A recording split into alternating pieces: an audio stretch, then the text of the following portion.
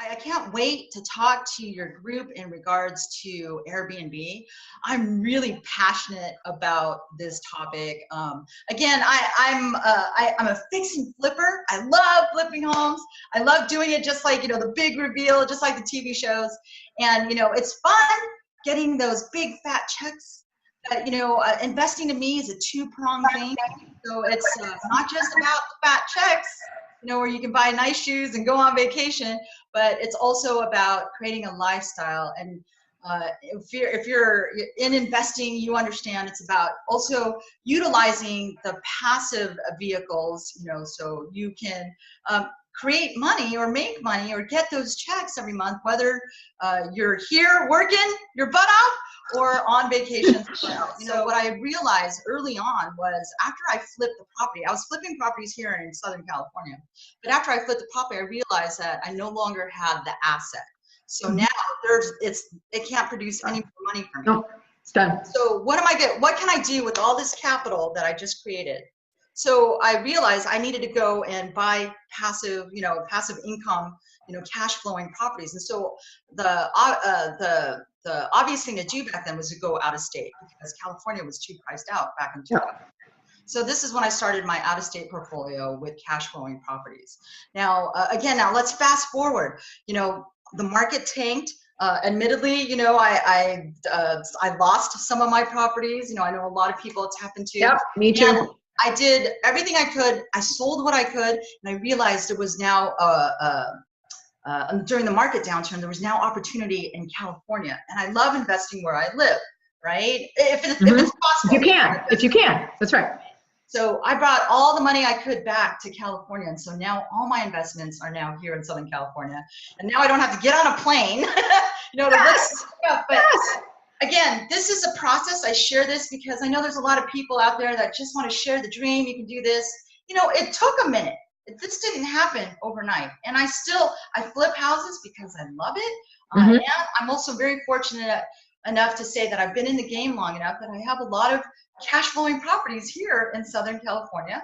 And then I discovered this thing called Airbnb. Yes, tell us about that.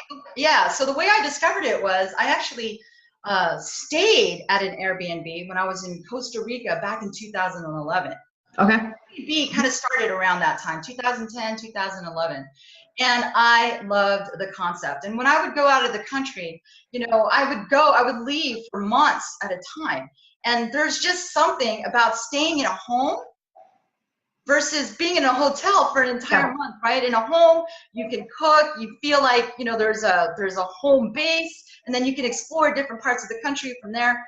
And so I just loved this concept of being in someone's home. And there were some occasions where I even got to meet the hosts. And there's nothing more special to me when you're traveling to be able to be brought around locally by someone who lives there, right? Because then you get to see the culture. Yes, absolutely. And even if you do choose to do it, I have about 7 Airbnbs going on right now. And I clocked in how many hours I was actually putting in managing the site. Right. And, I don't clean it. I have a cleaner. That's probably one of the best, most important things to have on your team when you're running your Airbnb. I mean, certainly you can clean it, but, I recommend someone, hiring someone. Yeah, I won't do it. I'm not going to clean it. So I actually clocked how many hours I was actually on the site. And when I'm on the site, it really is just answering questions, accepting bookings or declining them, and writing reviews. That's like a really big, huge thing on Airbnb, the process. And so 7 rentals, I was clocking about 3 hours a week. And so I want you to think. Really? That's amazing. But okay, so let me just back up real quick and say, it does take a minute to get it set up. Yeah, because I have a client who runs Airbnb. She has a back injury, so she can't hold a regular job. So she runs an Airbnb out of her own home, and she makes the money she needs to be able to cover her home and herself. See, and she cleans it herself. She runs it herself. She manages it. She meets everybody. It's very personable, very friendly, and it totally, completely works for her.